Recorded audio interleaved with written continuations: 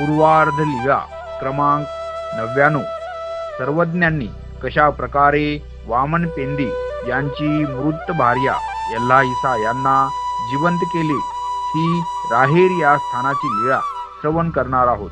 राहेर येथे वामन पेंदी यांच्या घरी स्वामी भिक्षेसाठी रोज जात असत.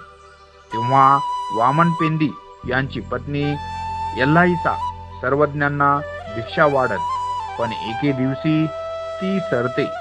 तेव्हा तिचा पती वामन पेंदी दुःख करत होता.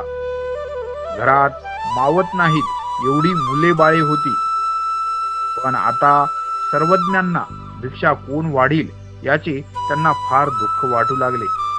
जेव्हा पत्नीला स्मशानभूमीत आणले व धार देण्यासाठी गंगेवर पाणी आणण्यासाठी वामन पेंदी गेले, तेव्हा तेथे पिंपळातळी सर्वज्ञ आसनस्थ होते. तेव्हा वामन पेंदी यांनी सर्वज्ञांना दंडवते घातले, श्री चरणावर नतमस्तक झाले व दुःखी होऊन सर्व घडलेला वृत्तांत त्यांनी सर्वज्ञांना सांगितला. तेव्हा कणवेचा सागर सर्वज्ञांना त्यांची कीव आली. सर्वज्ञ प्रेताकडे गेले व एका